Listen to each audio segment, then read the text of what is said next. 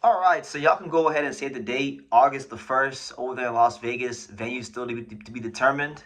It's been formally announced that Lamont Roach and William Zepeda will be fighting for the vacant WBC lightweight title, and I think it's going to be a really fun fight because these are two fighters that definitely have their fair share of flaws, and for boxing fans that don't like, quote unquote, I don't like to use the term, but quote unquote runners. Well, these guys are fighters that very much make their living in the trenches, make their living in the pocket, make their living on the inside.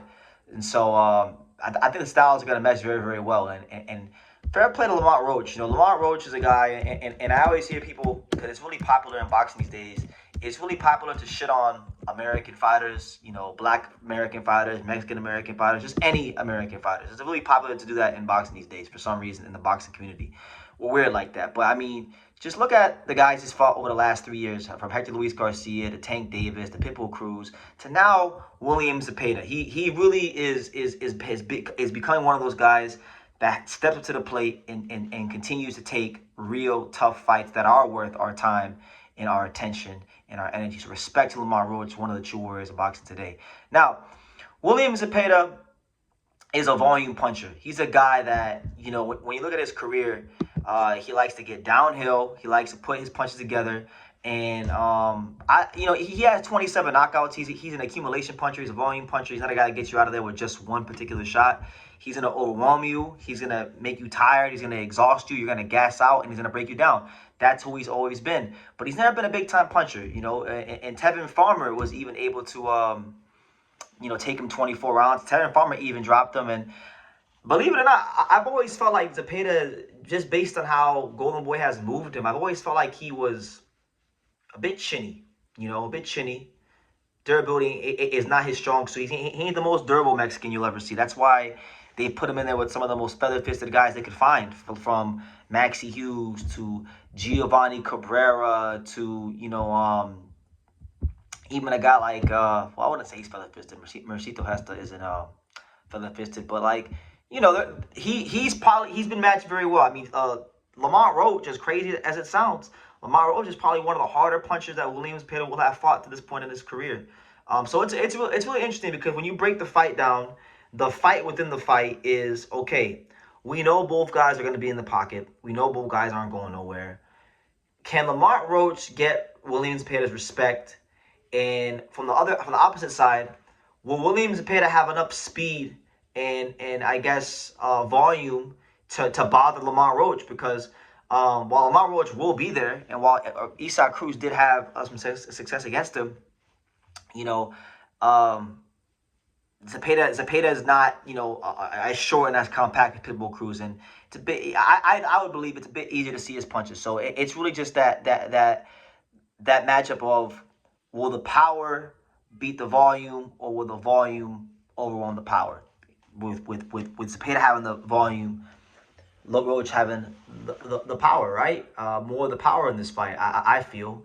And mind you, Roach is not gonna be up there at 140 pounds like he was against Pitbull. He's coming down to 135, where I feel he will retain. He'll have a bit more of a size advantage, being at 35. So it's a really interesting fight, and I would even go as far as to say it's a bit of a pick'em fight. Now, I picked Lamont Roach against Cruz. Obviously, I picked Tank against Roach, right? This fight, I'm gonna hedge it slightly towards Zepeda in this fight. Williams Zepeda is a guy that, while I don't think his resume is the greatest, he's a guy that I think he gave Shakur Stevenson arguably the toughest fight of his career. He had Shakur Stevenson laboring through some of those rounds, even though I think Shakur won the fight 8-4 or something like that. To get a guy like Shakur Stevenson to actually have to labor through some rounds is one of the most, if not the most, difficult task to do in boxing. He was able to do it. So that says something about his volume and the pressure he is able to put on fighters. And there were a lot of things in that Pitbull Cruz fight from Roach that I didn't like from what I saw. He's very hittable. He's a guy that, Pitbull Cruz was even able to circle the ring on him in a very small pocket of that fight. So I'm going to, if Roach does beat Zepeda, it's going to be because Zepeda just doesn't have the volume or power to trouble Roach. But I don't think that'll be the case. I think the volume will trouble Roach, and there's enough power there to get his respect. So I think Zepeda probably wins a close fight. Who knows? Lamont Roach might go for the three-peat. Maybe it could be a third consecutive draw for Lamont Roach, which would be insane if he was able to go draw with Tank, draw with Cruz, draw with Zepeda. I think that's in play here as well. It's going to be one of those kind of fights because Roach fights tend to be very close because Roach likes to hang around in the pocket and he doesn't box. He doesn't box as much as you probably want him to, and that gets him into trouble. But it makes for good fights, and that's why people are like watching him fight, and he's getting for the most part, the universal respect of the boxing world. So you gotta look at it for what it is. But yeah, it's gonna be a fun fight. I've already put my credential request in for this fight. So if this fight gets, so if I get accepted, which I believe I will 1000% be at this fight, and it'll be it's interesting because from the Roach side of things, if Roach is able to get past Williams Zepeda, I think it would be a big feather in his cap. It would definitely be, in my humble opinion, the best win of his career, alongside Rene Alvarado, Hector Luis Garcia. And then it would open up the door for a potential O'Shaquie Foster versus Lamont Roach fight, because O'Shaquie Foster has made no secrets, no qualms about the fact that he does want to go to 135 pounds to fight Shakur Stevenson, but he's also talked about Lamont Roach. And being that Shock Foster is the WBC champion at 130, if Roach wins this fight and becomes the 135-pound lightweight champion for the WBC, all Shock Foster got to do is move up, and boom, the WBC will install him as the #1 contender in the mandatory challenger, and we'll have a big fight there. Which, honestly, I'll tell you this, that's a fight where, I don't think that fight's 50-50. I think Shock Foster will outpoint Lamont Roach. That will not be a hard fight to pick. I will pick O'Shaquie Foster in that fight. This fight's a bit harder to pick because of the fact that while I think Williams Zepeda does throw with more volume, I think Roach throws with a bit more heat.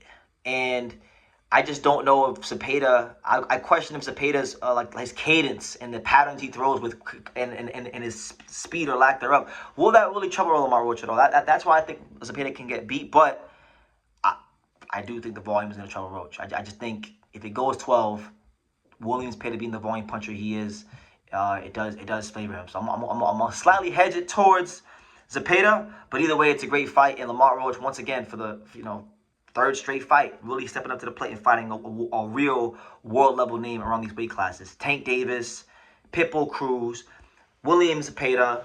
There really isn't many fighters from the USA right now doing it like Lamont Roach in terms of quality of opposition, strength of schedule. So win, lose, or draw, he should have the respect of any and everybody. And if he wins this fight, odds are he's probably going to fight Shock Foster right after. So he's just that type of guy. He was a guy that didn't get a lot of, he wasn't getting he wasn't a priority for Golden Whip Promotions early in his career, and he had to really fight tooth and nail to get to where he's at. And, I respect him a lot. So, anyway, you guys leave your comments down below. What do you think? Give me your picks and all that good stuff down below, and I'll see you in the next video.